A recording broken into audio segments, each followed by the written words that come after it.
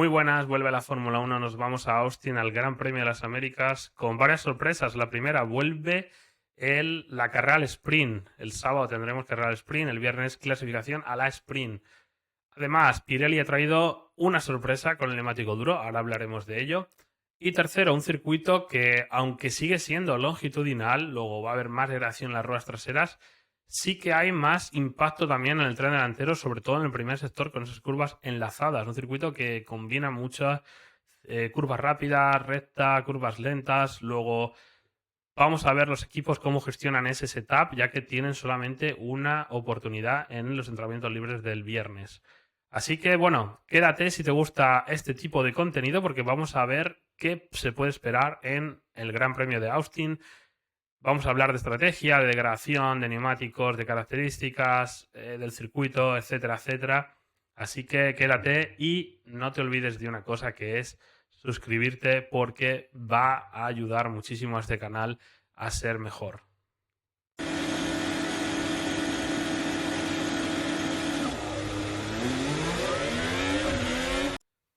Bueno, pues vamos a entrar en detalle en el análisis del circuito. Vamos a dividirlo en tres partes. Vamos a hablar un poco del circuito por sectores, analizar por sectores, zona de adelantamiento y demás. Luego vamos a hablar un poco de las características del circuito, si requiere mucha aerodinámica, poca, tracción, etcétera, etcétera. Y por último hablaremos de estrategia. Bueno, pues si nos vamos al circuito, vemos como el primer sector es principalmente una recta, la recta de meta, que tiene DRS. La zona de tensión es realmente muy temprana, ¿no? Normalmente suele ser una curva antes, pero en este caso es dos curvas antes de la recta. Luego, si pasas por este punto a menos de un segundo del piloto de delante, tendrás DRS en una recta en la que acaba en la curva 1, que es una curva muy ancha y que suele haber muchos adelantamientos. Una curva en la que se puede atacar por fuera para salir con mejor tracción, como por ejemplo vimos a Sainz el año pasado en la salida cuando adelantó a Verstappen, si no recuerdo mal. O luego se puede atacar por dentro y para ejercer ese adelantamiento y cerrarle la puerta al piloto que viene más por fuera. Cuidado los pilotos que entren por esa zona interna porque tanto la curva 12 como la curva 1 vimos el año pasado muchas sanciones porque es una zona en la que no hay grava en esta parte de fuera y los pilotos tienden a aprovecharse y salirse o echar al piloto un poco fuera, o el piloto que está siendo adelantado también se aprovecha para coger, digamos, fuera de pista, pero todavía, no, como hemos dicho, no es grava, sino es pista, y atacar o intentar devolver el adelantamiento en la siguiente curva. Sobre todo entre la 12 y la 13, porque la 13 también es una zona de adelantamiento después de la 12. Bueno, pues primer sector, la curva 2 es muy rápida y venimos a las enlazadas que, bueno, la característica principal que tienen es que se come mucho el neumático delantero, necesitas mucha aerodinámica, mucho downforce en esta zona, mucha carga aerodinámica, sobre todo en el tren delantero, por lo que va a ser una zona en la que en carrera va a haber que cuidar neumáticos ahí, ¿vale? Salimos de la curva 6 y llegamos a la entrada del segundo sector, que empieza aquí antes de las 7. 7, 8 y 9 son enlazadas, pero bastante más lentas, con el pedal arriba mayoritariamente, y sales muy rápido, muy fuerte hacia la 9, la 10 hacia fondo, y aquí ya antes de la 11 entras en la zona de tensión del DRS para la recta principal del circuito, digamos, la recta más larga.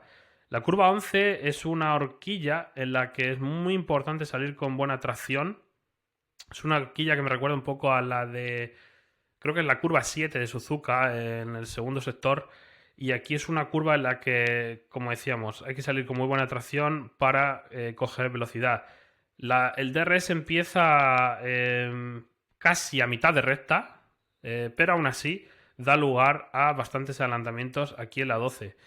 El más característico, digamos, que vimos, por ejemplo, el año pasado fue el que le hizo Colapinto a Fernando Alonso cuando le amagó por fuera para meterse por dentro, y digamos que es probablemente la opción más segura de adelantar, porque como hemos dicho, si intentas apurar y entrar por el interior, el piloto que está siendo adelantado puede irse hacia afuera y hacer que el piloto que está adelantando le sancionen. O coger más tracción por fuera para intentar adelantar otra vez en la 13 o devolver al adelantamiento. Por lo que, bueno, llegamos después de la 12 aquí al tercer sector. Un tercer sector en donde se requiere mucha tracción de ruedas traseras. Va a haber muchos cambios de mapas de frenado, de mapas de diferencial, etcétera. A lo largo de este circuito, porque como os he dicho en la introducción, combina de todo, combina curvas rápidas, combina una recta muy larga, zonas de tracción, aquí en el sector 3, en la curva 20, en la 11, en la 1 también.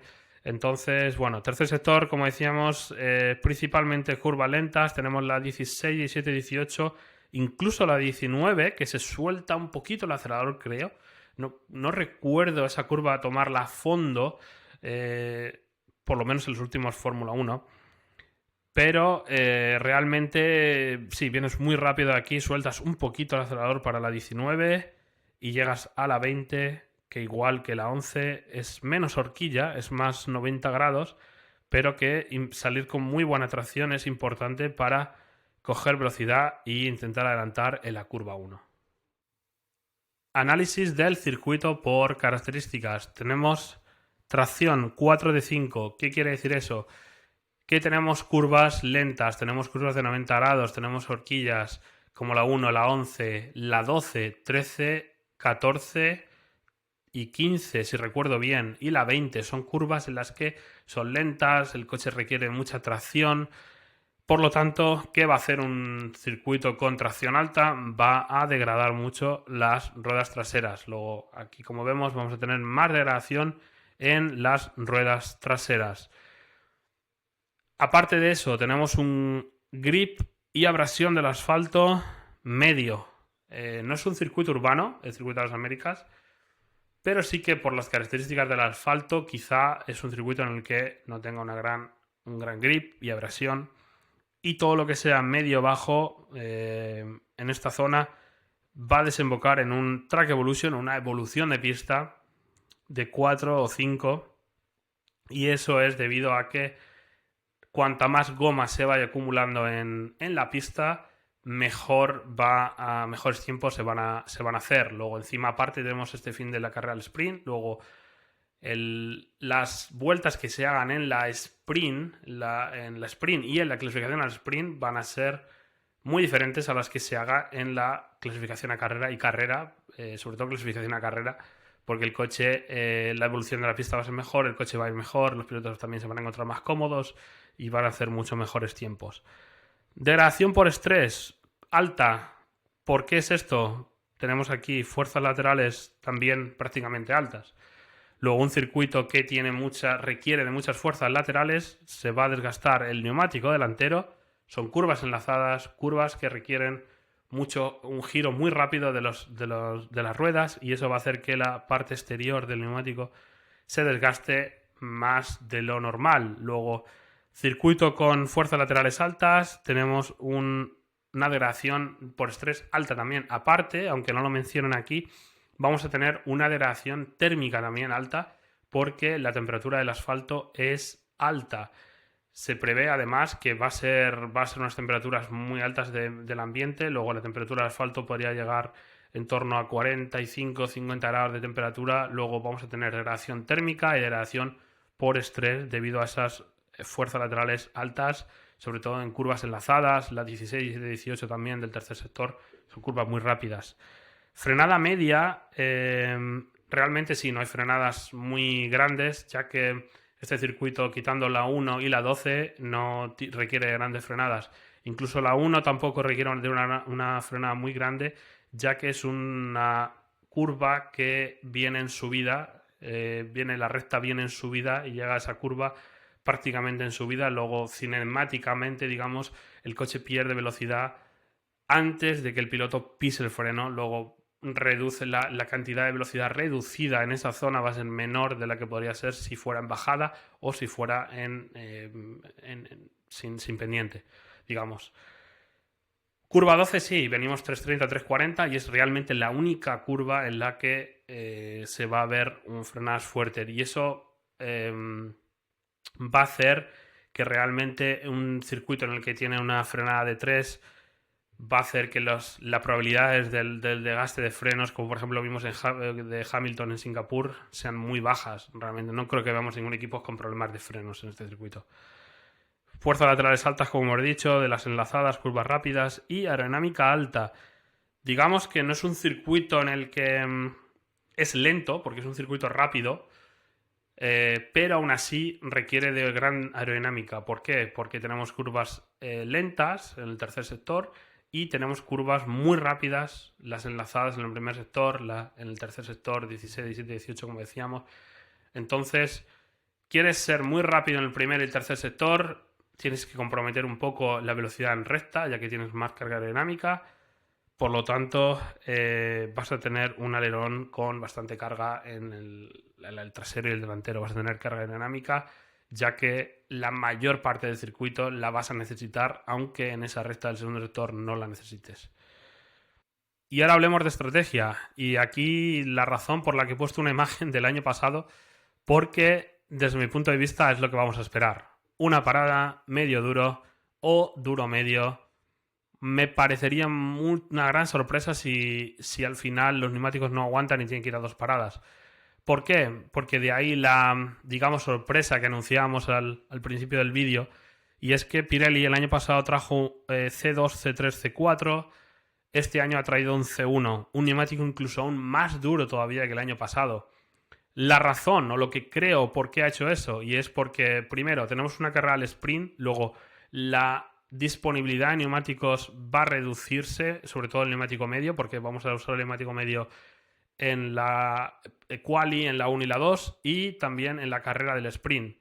Luego vamos a tener menos neumáticos disponibles, luego quiere Pirelli evitar esas 2 paradas. ¿Y cómo lo hace? Trayendo un neumático incluso más duro, por lo que si el año pasado la ventana la teníamos entre la 25 y la 30 más o menos, algunos pilotos pararon un poquito antes, como Tsunoda, Sainz, para hacer el undercut. Este año, aunque paren un poquito antes, te ponen el duro en la vuelta 23, 24, como mucho, y hasta el final, porque es un neumático más duro que el año pasado. Luego te va a aguantar.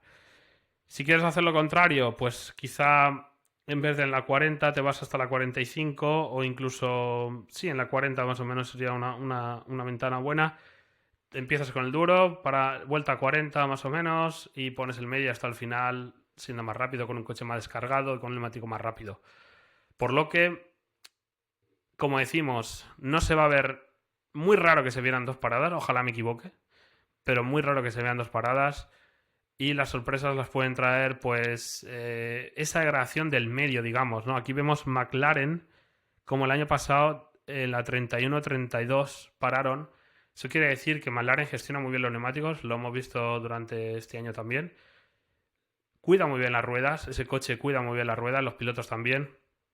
Por lo tanto, quizá tengan un poquito más de ventaja este año si la degradación es más alta, ya que pueden estirar ese neumático medio 4 o 5 vueltas más que el resto y salir con un duro que va a ser muy duro, pero que al tener una vida, digamos, 10 vueltas menos que el resto, pues, o 5 vueltas menos que el resto, sea más rápido en pista luego. Pero bueno, aún así tampoco creo que haya mucha emoción en cuanto a estrategia. Va a ser lo normal, una parada, medio duro, duro medio. Y veremos si quizá los adelantamientos son los que ponen emoción a este circuito, ya que siempre se han visto muchos adelantamientos, curva 1, curva 12, como decíamos.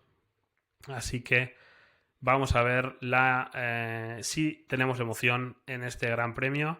Bueno, y para resumir, para finalizar, simplemente decir que va a ser una carrera, de mi punto de vista, más de emoción el domingo. El sábado no creo que haya mucha emoción en el sprint. Pero sí que puede haber adelantamientos bastantes, si han visto. No tanta emoción por estrategia, ya que Pirelli al final, bueno, a ver, al final Pirelli miran por la seguridad del neumático, no les importa tanto esa emoción por la estrategia. pero sí que es cierto que desde mi punto de vista se han equivocado, ya que el C2 hubiera podido dar un poquito de más de emoción. Van a 2 paradas, más probabilidades de que pase algo en las paradas o de que haya más probabilidades de undercut, overcut. Pero bueno, al traer ese C1 en un puesto más duro, lo más normal es que haya una parada y entonces tendremos que buscar esa emoción en adelantamientos. McLaren ha terminado ya el Mundial de Constructores. Ya no hay más equipo, yo creo. Tendríamos que ver qué pasa si ya tienen más carta blanca para luchar por el Mundial de Pilotos. Y si es así, vamos a ver si quién aguanta la presión, quién comete más errores o menos errores. Y vamos a ver qué tal está el Red Bull. Vamos a ver Verstappen, porque el año pasado se quedó por delante de los McLaren. Luego, en principio, es un circuito que le podría favorecer, pero vamos a ver qué pasa. Y a ver Ferrari, qué pasa con Ferrari, ¿no? Porque en Singapur los esperábamos y no llegaron. Y el año pasado dominaron en Austin, 1 y 2, Leclerc y Sainz. Vamos a ver qué pasa este fin de semana, si Ferrari vuelve. Vamos a ver Hamilton si está ahí, vamos a ver si Leclerc está ahí. Leclerc es un circuito que se le da bien, de hecho tiene el récord de la pista, creo que en 2019 lo hizo. Es un circuito que normalmente se le da bien a Leclerc y si se mete en podio, vamos a ver a quién saca. Porque tenemos a Norris, tenemos a Piastri y tenemos a Verstappen. Si un Ferrari se mete en el podio, a ver quién sale. A ver si sale un McLaren o a ver si sale Verstappen. Y a ver Mercedes también. No creo que sea un circuito que le beneficie tanto como en Singapur, pero sí que puede ser que Russell vuelva a dar otra sorpresa como la que dio. Y en ese caso lo haga incluso más emocionante. Aston Martin, no pongo mucha fe en ello. No creo que haya un gran premio para Aston Martin, ya que es un circuito que no le beneficia tanto. Pero bueno, nunca se sabe. Aston Martin este año ha sido muy random, muy aleatorio con los circuitos. Entonces, en ese sentido, digamos que si Alonso hace alguna locura y hace una gran quali, un gran premio, podría rascar puntos, aunque en principio, a simple vista, no creo que estén tan bien, porque sí que es cierto que Williams yo creo que va a estar mejor, que estuvo en Singapur. Y a ver los Racing Bulls también, a ver Berman, que se suele meter ahí. Vamos a ver, porque la zona media quizás es donde pueda haber un poquito más de espectáculo. Así que, bueno, vamos a ver qué pasa este finde. Espero que os haya gustado el vídeo y nos vemos en la próxima.